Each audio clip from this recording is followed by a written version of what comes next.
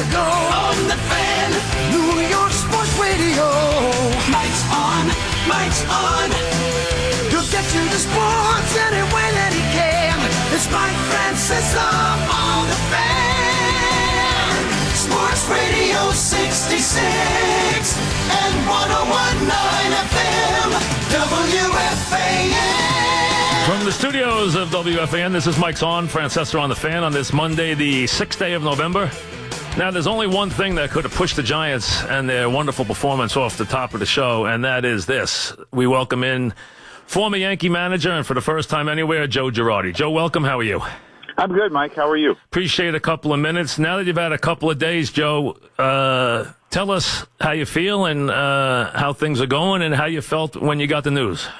Well, things are going well. You know, I'm with my family. I spent a weekend with my son at the University of Alabama game, and we looked at the baseball program there a little bit. And it was his birthday, and it was his birthday weekend, so that was good. I've seen my daughter play some basketball games. I've been hooked by her fishing, but it's good. Obviously, I was disappointed when I got the news that I would not be returning, but I'm also really pretty grateful and thankful that I had 10 years in one spot. I mean, it doesn't happen for managers a lot. I got to raise my kids there. It was enjoyable. I enjoyed what I did, and unfortunately, I'm not back, but that's part of the business. Joe, you and I discussed this a lot. I asked you about it during the season. I asked you about it during the playoffs. We even talked about you at the top step in the last game against Houston as you looked around the stadium, and you were very open about reminiscing there. What were you thinking? Were you thinking that you weren't going to be back? Did you think that you didn't know if you were going to be back? What was your thought process about your future at that time? Well, I thought I would be back. I obviously know there's no guarantees in life, but I thought I'd be back. And I think what I was reminiscing was the energy of the stadium and going back to the days that I played and feeling it had a lot of that same energy in 96, 98, 99 when I was there. And I was just thinking how great it was, and I wanted to soak it in because, it's been a while since we've had that energy. I'm sure we had it in 2009, but it's been a while. And it was just really neat to watch. And, one of my favorite things, and I don't encourage it, but is the liquids that fly in the air when good things happen. I always thought that was kind of comical, and I saw it again. It kind of excited me. You went through this wonderful season with these, young kids and some veteran guys, a season where you overachieved, had wonderful drama. As you said, you brought back a lot. This brought back all the stuff from the 90s. I mean, we could all feel it. I mean, everything shows it, the ratings, everything else. So it was a great run with the Yankees this year.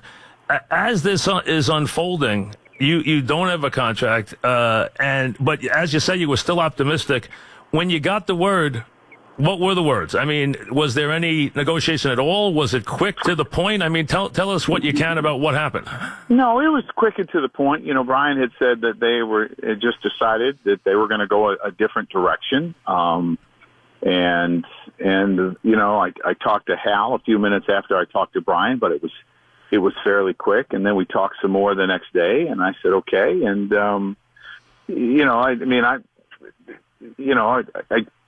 I'm not the kind of guy that is not thankful for the opportunity, but I'm also, wanted to finish what, we started this year. I think there's a lot of talent with this club, and I think the future is extremely bright, and I was excited about that. And so from that standpoint, I was disappointed. But again, I understand it happens. It's happened to people that have won a lot more games than me, and you just got to deal with it.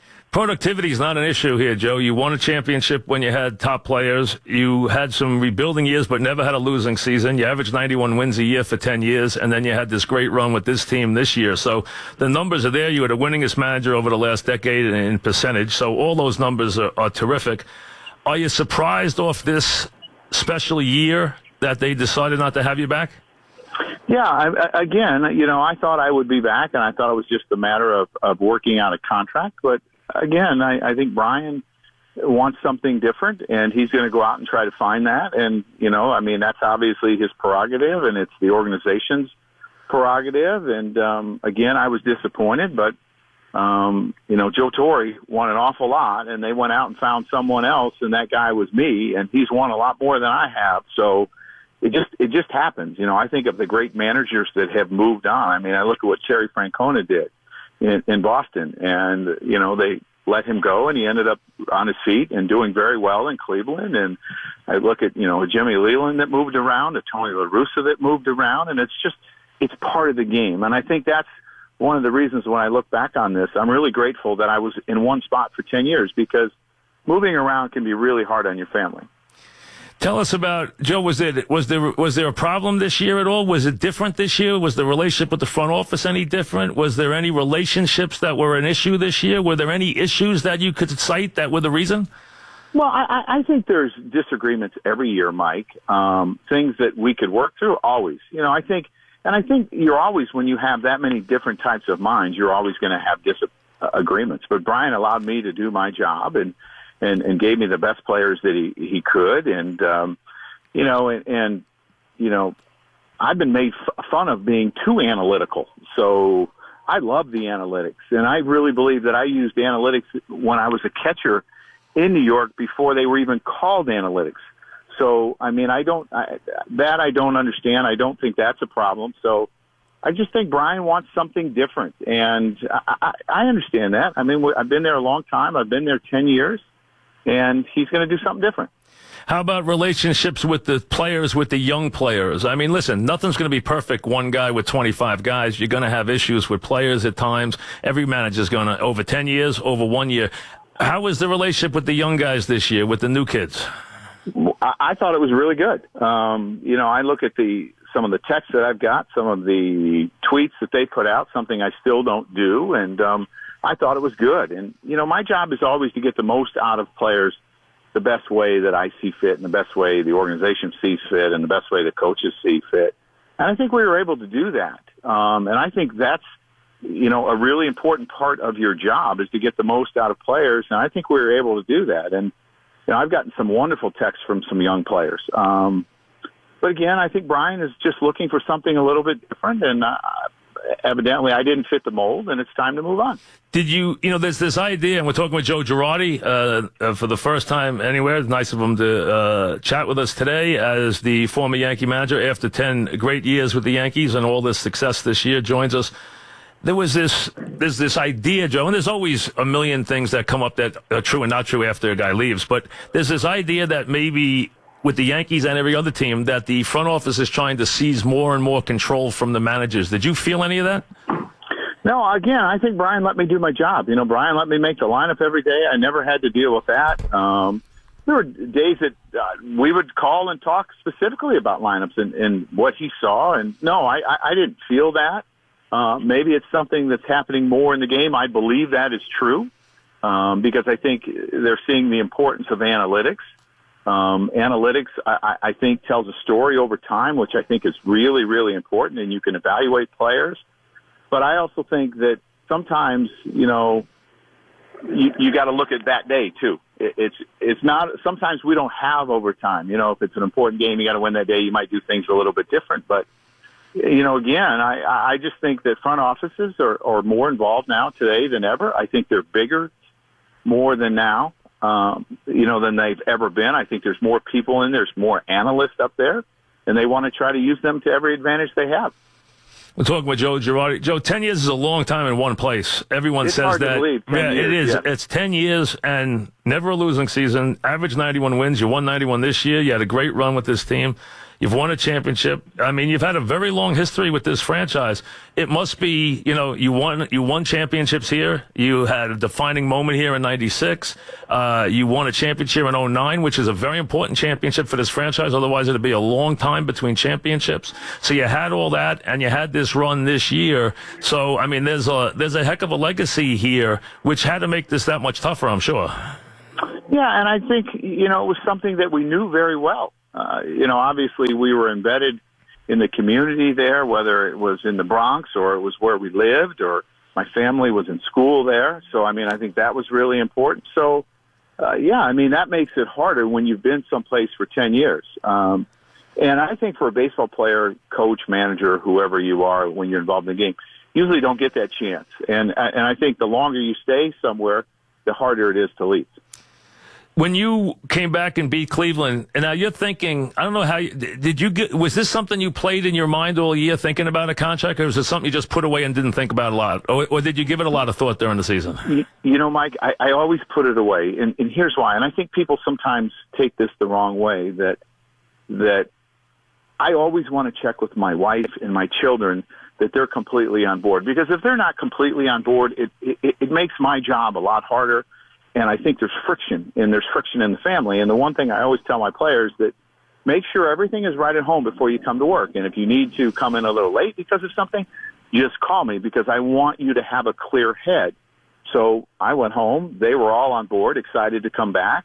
And that's what I do. And, I mean, it didn't take long. I asked them the next day after we lost, and when we were in Houston, and everyone was on board. So, you know, I think sometimes people take that the wrong way, but I just want to make sure that I'm clear to do the job that I need to do as a manager and, in a sense, a spokesperson sometimes for the Yankees, that everything is good at home and I can do everything I need to do. Was it an indication that you, at any point during this season, I mean, did your representation ever try to open up a negotiation or anything? I mean, did you try to do any of that or not really?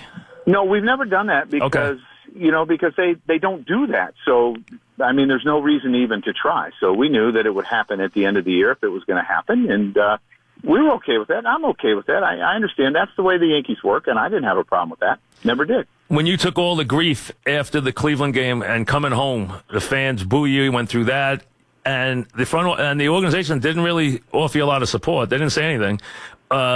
You're probably thinking, boy, I'm in trouble if I lose the series. You come back and win that series. What were you thinking after you win that series? You got to be thinking, boy, I'm in pretty good shape now, right? Well, I wasn't necessarily thinking about myself. I was thinking about our club, and I thought we had a real chance. I mean, I really did, and it kind of played out that way. We took it to Game 7. We lost 2 games, 2-1 in Houston to start the series, and I really felt this team really has a chance to do some damage. And I know we're relying on some young kids a lot, but they're getting more and more experience every game that they go out there, and the veterans were playing well. And Girardi had some big games, and Chase Headley had some big games. Didi had some big games, and we knew. I felt that we had a chance, and that's what I was looking for. And just for me, I'm extremely focused, and I think that's the way to be. That's my personality, and I'm not going to defend that, or I'm not going to try to be someone else. So I was focused on trying to win that series and how we did it, and you have to put a roster together really quick. So I never really thought about my contract. I'm not going to ask you about relationships with anybody who was here over 10 years, because that's not important to today. It's about what your relationship was with this team, not with Teixeira or Posada or anybody else. And managing stars on the way down is always tough. But on this team, any issues this year with anybody, Joe, that was something maybe we didn't see that was a factor in the Yankees' decision? Was there anything that happened with maybe this team and relationships at all? No, I mean, there are sometimes, Mike, you have to make tough decisions about who plays, and I think guys get disappointed. But from a standpoint of having a relationship issue, there were none. And if there was, I really don't know about it. And I don't think my head's that far in the sand, because I let my coaches help me. I talk to the guys every day. I walk the outfield every day. There are things that I do. So, I mean, there are probably some guys that, are upset with playing time or maybe don't like me as much as somebody else, but that's the reality of being a manager. You're always going to mix with other people more than others. We're talking with Joe Girardi. Joe, let me touch on the fans for a second. The 0-2, when they booed you, had to hurt, right? It had to hurt. Oh, well, my concern was my family. I told my kids, I said, look, the fans are very passionate here. They're upset with what Daddy did. It's not that they don't like Daddy. They're mad at what happened.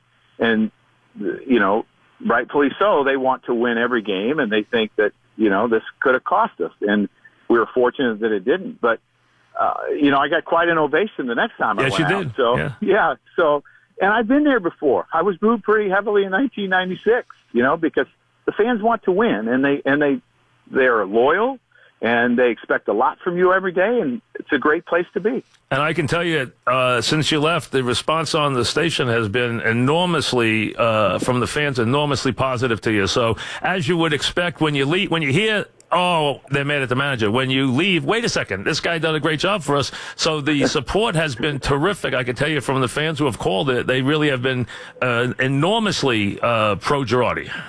Well, I'm very appreciative of that. I'm very appreciative of my time in New York. It will always feel like when I go back there that I'm coming home, in a sense. You know, I have a couple different homes. Chicago has always been home to us because that's kind of where we were raised. My wife and I was raised. But New York was home for me. And we loved our time there. And obviously we're going to miss it. But, you know, people have come back 7 times before, so let's see what happens. We're talking with Joe Girardi, right? Yeah, managers have come back. In the old days, they used to come back all the time, especially one named Billy Martin. We're talking with Joe. Joe, when you come back, when you take the lead, and you guys played great at home this year in the postseason. I mean, you were dominant, which was something I think you were really building with this team and with this, fan base. But going back to Houston 3-2, what are you thinking? I thought we had a really good chance, and I knew that we were going to run into some tough pitchers, and Verlander was pitching great, but we were pitching great too. And our bullpen was in pretty good shape, and I felt like, we got a real shot here, and we know how good they are, and, it was a team that won 101 games. But, again, I like the resiliency of this club all year long. We went through some great times. We went through some tough times. They seemed to always find a way to bounce back, and I felt we would find a way to get it done. You got to tip your hat to the Astros. They're paid, in a sense, to beat us, and we're paid to beat them, and they beat us in those games. But I really felt that we had a shot. And you look at some of the things, you look at the ball, the Todd Frazier hits. If he pulls it a little bit more, another 10 feet, it might be a 3-run homer, and it's a different game. But that's the game of baseball.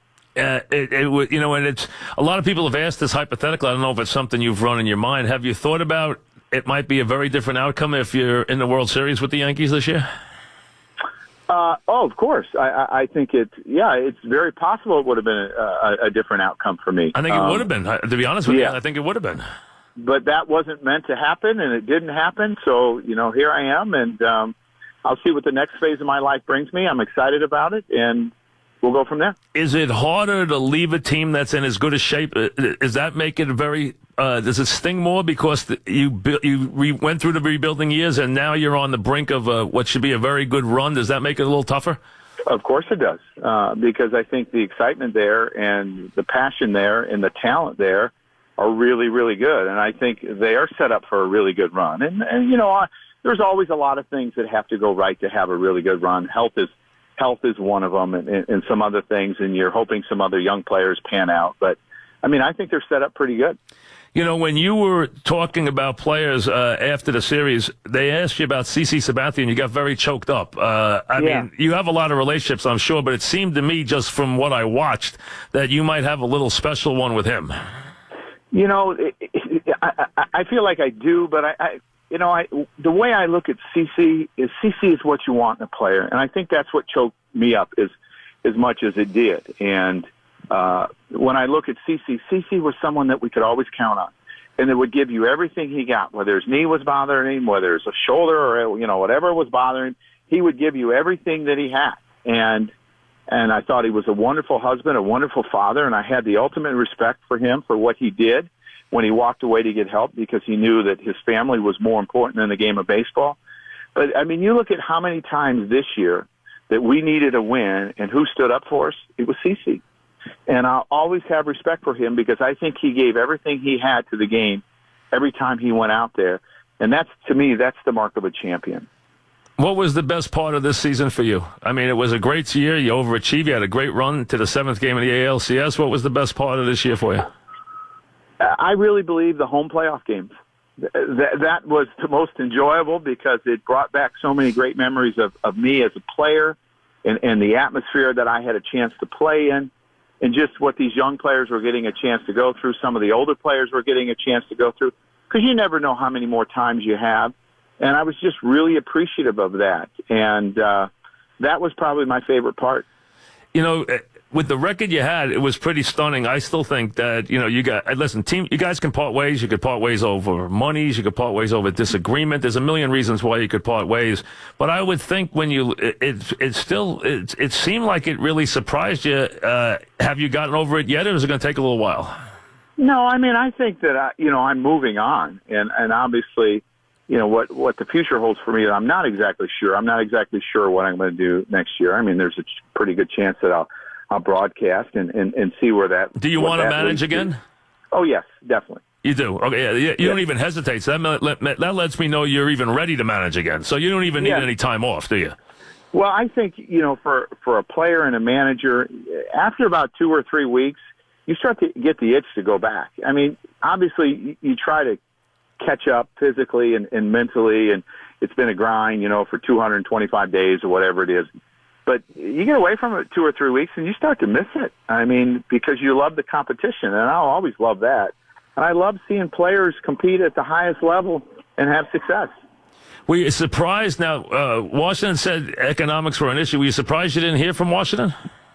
Yeah, I was. I didn't know if you were. I wasn't sure, Mike. I wasn't really sure what was going to happen. It was pretty late in the process, and teams were pretty far down the road with people they had looked at. So, I'm not surprised, and I am surprised. I'm not sure, So it is what it is, and I believe that I'm going to get another chance to manage, and I look forward to it. But right now, I'm going to enjoy this part of my life and do some things that maybe I didn't get a chance to do for the last 10 years. We're talking with Joe Girardi. Would you be fussy about a job at this point, considering everything you've accomplished? Would you only take a certain type of team? Would it have to be a team that's ready to compete? No.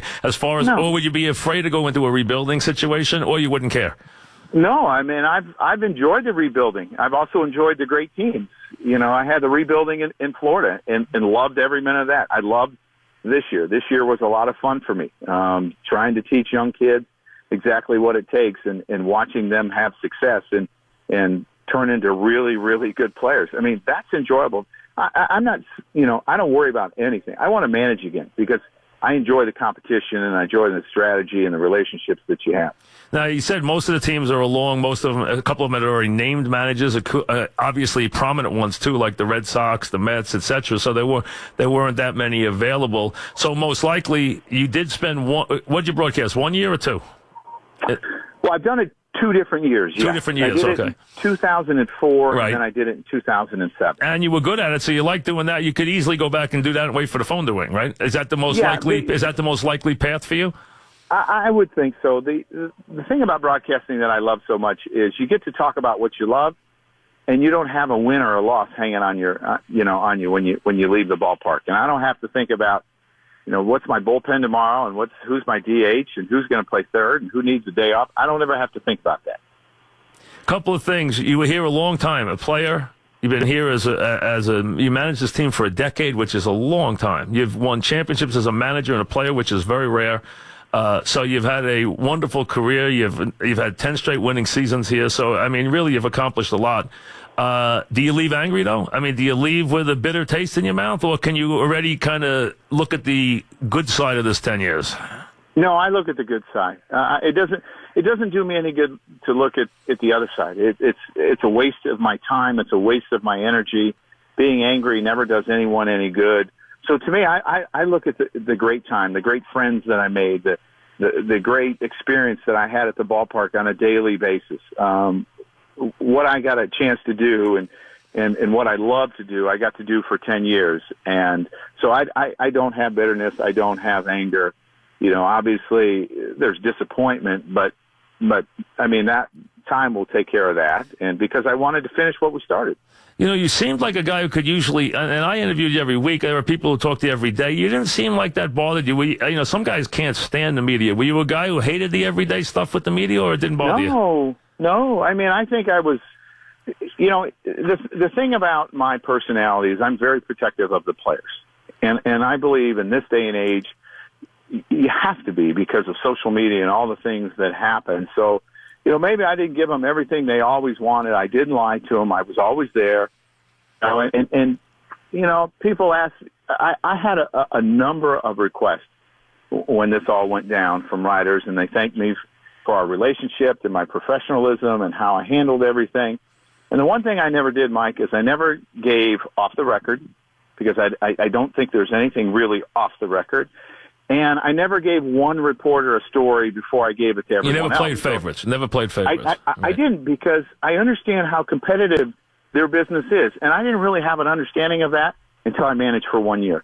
So I didn't do that. So for all the guys that care, were around me every day, Eric, Pete, Brian, George, Brendan, Andrew, Mike, Randy, Sweeney, who I'm always praying for him, and Billy and Wally and Bruce and Joel and Bob, all these guys, a lot of them reached out to me and said, if you want to talk, we would love to talk to you. And I just felt, how do I give it to one person and not another? It's not fair. It's something that I've always held to, so I didn't want to do it. And some people it probably rubbed the wrong way. I'm sure they people got upset with me, but was I better off giving it to one, or was I better off giving it to none? And I still don't know the answer to that, No, but I think your approach is fair. I really do. I thought at the time, I thought it was fair. I didn't think it was unfair. Yeah. And let me tell folks that the reason I got the first interview is because we have a relationship that deals with the club and a contract. So it's not like I got the big scoop. I mean, I was going to get Joe because, this is where he comes for, the end of the season every year. So he wasn't doing me a favor either. So he was being very fair about that too. He's on the contract. So to be fair. So that's that. So let's put that in its proper perspective. Couple of things, Joe, before you go, because I don't want to have to keep you all day, because I know you want to get on to the things. Couple of things. Number one, these young players, Judge, you spend a year with this guy. He looks to be as calm and as cool and as collected as anybody could be, and someone who looks like he's got the world, by the string. What do you see when you see Judge? I think it's a young man that has a lot of confidence, who has a great work ethic, who does not let things get him down. If he's 0 for 4 with 4 strikeouts, he believes that the next day is going to be a good day, and has that ability to turn the page really well. So I think the sky is the limit for him. I think, again, he's a natural-born leader. Players want to be around him. And I always look at him, when I looked at him, I thought he was the big brother for everyone on the team. How he waited for the outfielders and he waited for everyone to come off the field. It was almost like the big brother saying, I got your back, I'm going to protect you, and I'm going to wait for you. Let me get to the more complicated one. Sanchez. There was this feeling that Sanchez and you had problems because you're typically a catcher. You're a catcher, so you'd be harder on him. And also that you were hard on him for his tough love with his defense. Anything true? Was that a complicated relationship because you're both catchers? How about Sanchez, and how about his future? I think his future, the sky is the limit for him. And as far as being hard on him, no. I was very encouraging to him. I told him, I let him know how important he is. I really believe that you could argue that the catcher that has a bat like his is really as important as any player on the team, because his defense is so important. Saving runs is so important. And for him, the ability to drive in runs. I mean, he's a guy that if he saves 50 runs a game or 30 runs a game, and you put that on top of what he does offensively, it's the best catcher in the league. So for me, it was always trying to get him in better, encourage him, and help him understand how important he was to our club. And we didn't have issues. I was encouraging. It's not an easy position, and I understand that. And it's the hardest position, I believe, to be a rookie. Now, I don't know what it's like to be a starting pitcher or a closer. I mean, so I can't really comment on that. But you think about, he's responsible for 12 others on an everyday basis, in a sense. The starters and the relievers. Plus, you're expected to be a number 3 hitter or a number 4 hitter. That's a lot on his plate. So I tried to always encourage him and tell him how important he was to us. Do you feel he can make it as a catcher, Joe? Do you have any doubts? Yes, I do. And I think he's going to continue to get better as he learns his body and he learns the pitchers. And in his defense, we did not have an easy staff to catch. We had guys throwing 100 all over the place. We had breaking balls that were as good as anyone's in the league. He did not have an easy staff to catch. So I think as time goes on, as he gets a better understanding who his pitchers are, he'll get better. And I think he played really well in the playoffs. Defensively, I think he played really, really well. And I think that's from his hard work. Now, I don't know if this is true or not. There's a lot of things, and I think it comes from that tweet or that Instagram or whatever he did, that you and Chapman had problems. Any truth to that? No. We talked the next day. We laughed, and he was always ready to go for me. And no, we had no issues. I mean, I know I had to make some tough decisions with him at times. And you brought him back well. You got him back to where he was a big force again. Oh, he was great. And you're just trying to get his confidence where it was supposed to be. And so there were no issues there. Can they fix Betances? I think so. Yeah, I think so. I think it'll be good for Dellin to have this offseason to get away a little bit. But I think Dellin's still going to be just a tremendous reliever. And whoever gets a call upon him, I think he's going to have a lot of success like he did for me. When you think about this this franchise, you've been here a long time. Your general manager was here the whole time. When I bring up Cashman, what would you say? How would you describe that relationship? Is it good? Is it testy? What would it be? No, I think it's good, and I think right now, I mean, he's extremely busy trying to, they have free agents to talk about. They have to find a manager and coaching staff. So he's extremely busy, but I'm thankful. I mean, Brian took a chance on me. I mean, there were other people that wanted someone else to be the manager, this guy or that guy, and he took a chance on me. So I'll be forever grateful. And he gave me 10 great years. So no, I don't have a problem with Brian. I'm thankful, and I'll always be thankful. How about Hal? Great. I mean, Hal was good to me too. There might have been some. If I was here under his father, I might have been gone before. Well, yeah, that's true. Anybody right? might have been at some point, yes. So, no, I mean... Well, that's why that 2009 is very important. Winning that title was a big deal. It really was for you, for Cashman, for a lot of people. I agree, and I think going into the new stadium is really important. And, I think Derek said it best that, you wanted to bring the memories from the old stadium to the new stadium, but you wanted to create your own. And we were able to do that, that first year. How do you want the fans to remember you? A guy that gave everything he had every day. That's all. I know as a player, I wasn't the most skilled player. I knew that Jorge Posada was a much better player than me. But as a player, I gave everything I had every day. And as a manager, I did the same. And I tried to win every game. But that was my job. You mentioned your family. Obviously, we know you're a good family man. How did they take this? They were disappointed. They basically traveled around the whole time with us in the playoffs and were homeschooled during those days and had a lot of fun. And my son didn't have a voice, for like a week, just from yelling so much, and was banging on the chair one night so hard he cut his hand. And my daughter was excited and completely got off her sleep schedule. And I don't know if we got her right yet, but I mean, they're disappointed. But you got to understand, they have long-term relationships in New York too, with friends and family and all that, and they miss that. I go back to that you at the top of the dugout steps in the fifth game against Houston when I was watching you take it all in, and I said that day I thought it was a guy who maybe was thinking he's not going to be in this position again. But it sounds like you still thought you would be even after the series ended. So maybe that was not the right thought you had. That wasn't really what was going through your head. No, that day. I think Game 5, I was just trying to soak it all in because of that. Just the atmosphere, how great the atmosphere was on a daily basis there. And you can never get enough of that. You really can't. And I was just trying to soak it in as long as I could. Well, listen, thanks. We wish you well. Happy holidays to you and your family. We know we'll see you managing again before too long. I thank you for all our time together, and you were very good. And you and I did a lot of events together in different places, so you always were great, always were very cooperative about everything. I wish you and your family well, and I know you'll land on your feet, but thanks very much. Mike, thanks. And I want to thank you for your professionalism and how well you've treated me over the 10 years. I know you're retiring in December. I want to wish you happy retirement. Thank you. I don't know how you're going to be retired. I'm not retiring. I'm just leaving the fan. I'll do something else. I don't know what I'm going to do yet, Joe. But like you, I might come up with an idea. Maybe I'll call you. We'll see. Maybe we'll come up with something. Give me a call. I will. All right. Thanks very much. And again, be well. And thanks for coming on.